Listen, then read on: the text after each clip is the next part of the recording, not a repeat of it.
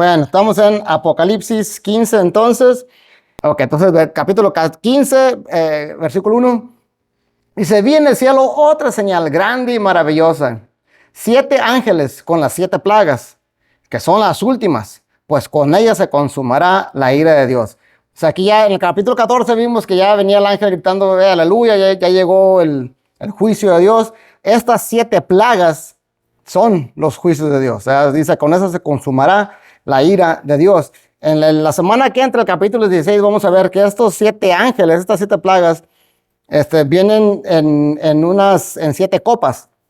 En el capítulo, eso lo vamos a ver la semana que entra, pero dice en el capítulo 16, oí una voz que desde el templo decía a gritos a los 7 ángeles, vayan y derramen sobre la tierra 7 copas del furor de Dios. Recuerden, hay 3 sets de 7. ¿Se acuerdan? El primer 7 eran las 7 ¿qué? Los 7 sellos. ¿Se acuerdan? Y luego después eran 7 ¿qué? Los ángeles no son trompetas. Las 7 trompetas, esas son. Y luego, ahorita todavía, interesantemente, ya tenemos desde el capítulo 12 hasta ahorita todavía estamos en la 7ª trompeta. Ok, y ahora en el capítulo que viene, en la semana que entra, son las 7 copas. Ok, recuerden, son 3 sets de 7, 7 sellos. La 7º sello introduce las 7 trompetas. Y la 7ª trompeta introduce las 7 copas. Pero eso vamos a hablar más la semana que entra. Nomás les digo de antemano que estas 7 plagas vienen en esas 7 copas. Aunque vamos a seguir. Dice, vi también un mar como de vidrio, mezclado de fuego, con fuego. De pie, a la orilla del mar, estaban los que habían vencido a la bestia, y a su imagen, y el número de su nombre. Ok, entonces en a la orilla del mar estaban las personas que habían vencido a la bestia. Ahora, ¿quiénes son estas personas que vencieron a la bestia?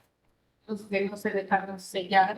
Exactamente. Ahora, ¿cómo? Ahora se supone, aquí no está hablando de, bueno, una de dos. O está hablando de todos los que son salvos a través de la historia, ya que Dios los resucitó. O está hablando de puras personas que murieron durante la tribulación. Porque dice que si vencieron a la bestia, no se dejaron poner su marca. Yo lo interpreto como que son puras personas que vivieron en esos tiempos, que estaban parados al pie de a la orilla del mar. ¿Verdad? Pero lo importante es que, ¿qué fue lo que hicieron? Vencieron a la bestia. Ahora, ¿cómo lo vencieron? Eso lo vimos en Apocalipsis 12. Es bien importante. En Apocalipsis 12, donde están hablando, habla cuando el diablo fue expulsado. Dice, ha sido expulsado el acusador de nuestros hermanos, el que los acusaba día y noche delante de nuestro Dios. Ellos lo han vencido. ¿Cómo? Por medio de la sangre del Cordero y por el mensaje del cual dieron testimonio. No valoraron tanto su vida como para evitar la muerte. O sea que ellos de esa manera lo vencieron. No fue por sus propias fuerzas, no fue por su propia inteligencia, ¿verdad? Por su propio estudio. Al final de cuentas fue porque confiaron y se mantuvieron fieles hasta la muerte al Cordero. Dice que por medio de la sangre dieron testimonio. Esta palabra testimonio viene del griego marturia, que significa evidencia dada o testimonio. Pero de ahí viene la palabra mártir, de esta misma palabra griega. Y decimos que un verdadero testigo, un verdadero fiel de Cristo que da testimonio, es una persona que está dispuesta a morir por él. Eso ya lo he repetido, pero lo vuelvo a repetir porque creo que es importante. Aunque no nos toque morir, debemos tener en nuestra mente y nuestro corazón el estar dispuestos a morir. O sea, ojalá que nunca llegue ese momento en nuestra vida, ¿no? Pues obviamente nadie quiere sufrir, pero necesitamos estar dispuestos a sufrir, inclusive a morir si nos tocara. Y eso creo que quisiera que todos tuvieran eso en su corazón, ¿verdad? De decir, sí, yo estoy dispuesto a sufrir. Si ahorita la única persecución que podemos tener es la burla, ¿verdad? Que nos miren así, que nos llamen santurrones o lo que sea, pues no es nada en comparado con lo que ha sufrido otra gente ya en el pasado y con lo que va a sufrir otra gente en el futuro. Entonces necesitamos tener eso en nuestra mente y en nuestro corazón, de ser testigos fieles al Señor aún hasta la muerte, porque esa es la manera en que al final de cuentas vamos a poder vencer al enemigo. También en Apocalipsis 13, aquí hay algo interesante, porque ahorita cantamos, ¿sabes? Que no temeré, que aunque se junten 1000 gentes contra mí, yo voy a ser fiel acá. Acá Dios nos va a salvar. Pero a veces no parece que Dios nos está salvando. A veces parece como si Dios nos hubiera abandonado.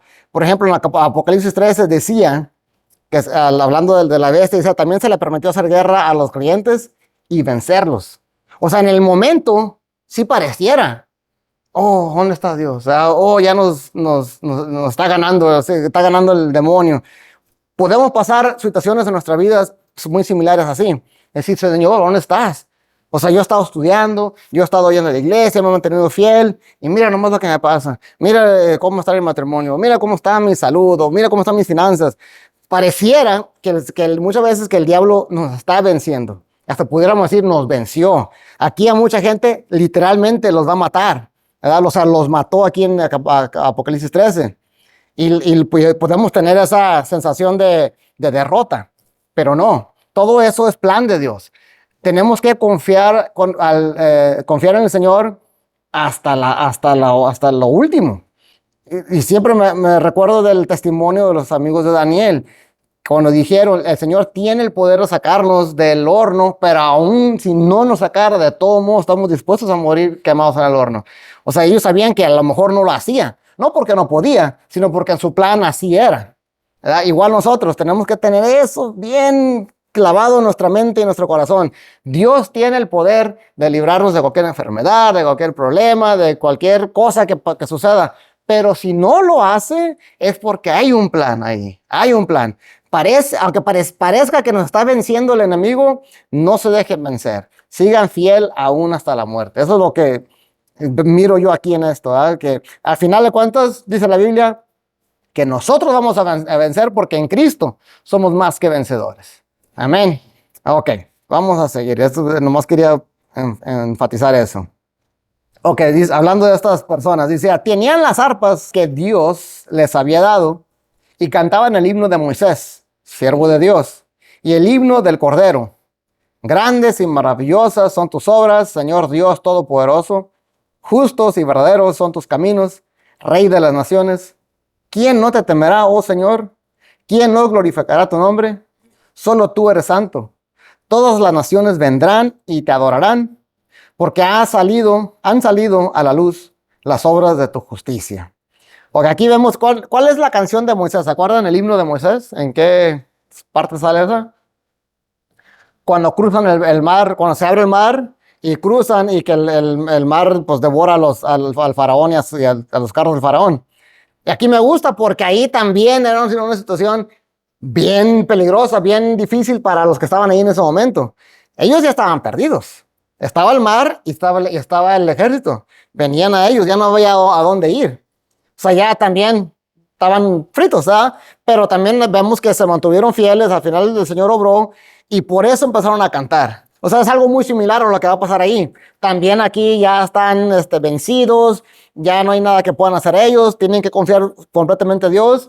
Y sí, al final Dios es el que obra y aquí están cantando el himno. O sea, es algo muy, muy similar.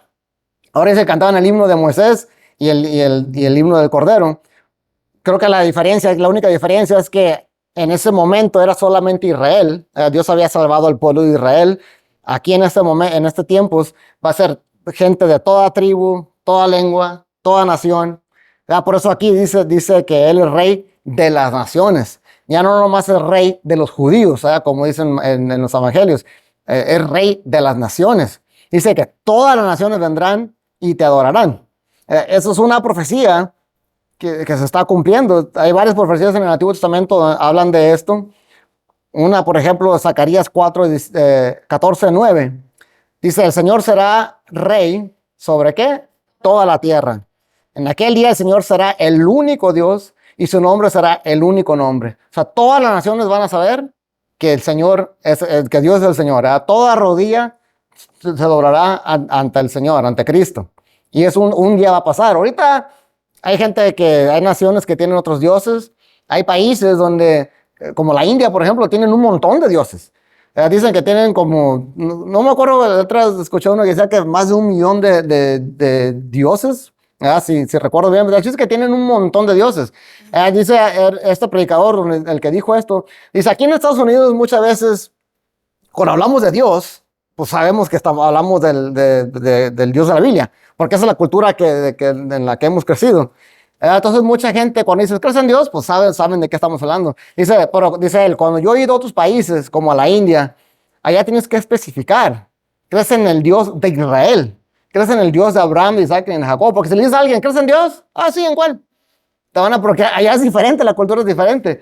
Entonces ahí tienes que especificar, ¿crees en el Dios de Israel? ¿Crees en el Dios de Abraham, de Isaac y de Jacob? ¿Crees en Jesucristo, el que resucitó a los 3 días? O sea, tienes que ser bien específico. Bueno, pues en ese tiempo ya no va a haber más dioses. Todos van a saber que nada más hay un solo Dios. Porque el Señor será el rey de toda la tierra. Dice en Zacarías 14. Dice entonces, hablando de lo que va a pasar después de la tribulación, dice entonces los sobrevivientes de todas las naciones que atacaron a Israel subirán año tras año para adorar al Rey, el Señor de los ejércitos, y para celebrar la fiesta de las enramadas, o de los tabernáculos. Si alguno de los pueblos de la tierra no sube a Jerusalén a adorar al Rey, al Señor de los ejércitos, tampoco recibirá lluvia. Y si el pueblo egipcio no sube ni participa, tampoco recibirá lluvia. El Señor enviará una plaga para castigar a las naciones que no suban a celebrar la fiesta de las enramadas. Igual, aquí está hablando del futuro, diciendo que todas las naciones, todos van a ir y van a adorar al Señor. Ya no va a haber más dioses, ya no va a haber ateos, porque va a ser obvio que el Señor existe y que reina. Entonces, yo quisiera estar ahí en ese tiempo, ir a Jerusalén. Hay varias profecías. Hay otra profecía donde dice que la gente de las naciones de otras lenguas, de otras tribus, que van a decir, subamos a Jerusalén, que ya sabemos que allá está el Señor. Vamos a aprender de su ley, vamos a aprender sus mandamientos. Y así hay un montón, pero un día eso va a suceder. Todo el mundo va a estar convencido de que el Señor existe, porque lo van a poder ver. Toda rodilla se doblará ante Cristo y todos van a ir a adorarlo. Ok, vamos a seguir. Dice, después de esto miré, y en el cielo se abrió el templo, la tienda con las tablas del pacto. Okay, aquí también vamos a hacer un paréntesis, un recordatorio más bien. Hemos hablado de que cuando Moisés hizo el templo, recuerden que él hizo una copia de otro templo. De ese otro templo está en el cielo. Dice, cuando hizo el templo aquí en la tierra, el tabernáculo, dice que Dios le dijo, haz el tabernáculo conforme al modelo que se te enseñó. También en Hebreos menciona que hay un templo en el cielo. Entonces aquí vemos, tal vez este es el templo verdadero, el que está viendo Juan. Dice que miró en el cielo el templo, la tienda con las tablas del pacto. Ahora, ¿dónde se acuerdan más o menos cómo era la estructura del templo y del tabernáculo? ¿Dónde estaban las tablas del pacto?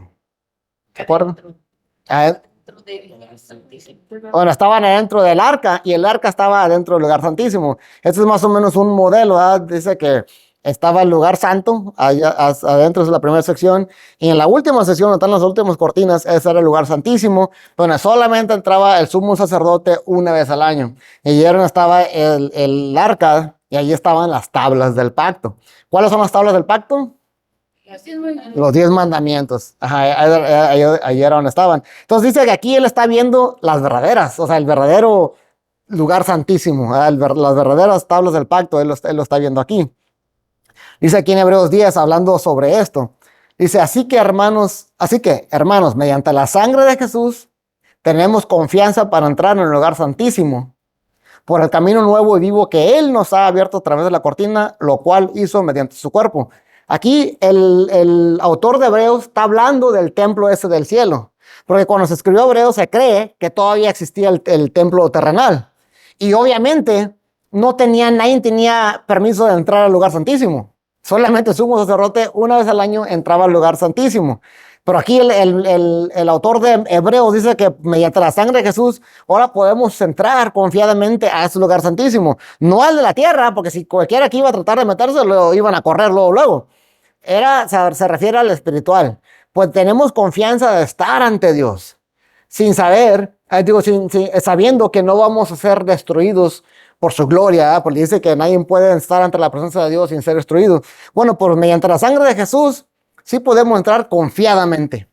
O sea, tener esa confianza que podemos presentarnos ante el Señor, en el lugar santísimo. Ok, vamos a seguir. Dice, del templo salieron los 7 ángeles que llevaban las 7 plagas. Estaban vestidos de tela de lino fino y resplandeciente y ceñidos con bandas de oro a la altura del pecho. O sea, estos 7 ángeles que dice que miró al principio, que tenían las 7 plagas, que la semana que entra vamos a ver que estaban en las 7 copas, salieron de ahí. Interesantemente, esta copia que hizo Jesús, de lo que hizo Moisés, tiene ángeles en ese lugar también. ¿Se acuerdan que el pacto tiene el arca tiene 2 ángeles, 2 querubines ahí cubriendo al arca? O sea, yo lo que me puedo imaginar es que Moisés vio el verdadero y al hacer la copia dijo, yo me acuerdo que hay ángeles ahí en el lugar santísimo, pues voy a poner ángeles aquí, que están cubriendo aquí el pacto. Al parecer, esos ángeles, los que están en el lugar santísimo, son los que al final de cuentas van a derramar los últimos juicios de Dios. Son estos. O sea, por eso son ya los juicios finales donde el Señor va a consumir su ira. También en hebreo, hablando sobre esto, dice, hace una descripción. Dice, tras la segunda cortina estaba la parte llamada el lugar santísimo, el cual tenía el altar de oro para el incienso y el arca del pacto, toda recubierta de oro. Dentro del arca había una vasija de oro que contenía el maná, la vara de Aarón que había retoñado y las tablas del pacto. Encima del arca estaban los querubines de la gloria que cubrían con su sombra la tapa del arca. O sea, aquí se refiere a estos querubines que había adentro del lugar santísimo. Entonces, estos ángeles, lo más seguro que son los que miró Moisés cuando hizo la copia. Ok. Ya para finalizar, les dije que este era un capítulo bien cortito, nomás son 8 versículos. Dice, uno de los 4 seres vivientes dio a cada uno de los 7 ángeles una copa de oro llena del furor de Dios, que vive por los siglos de los siglos.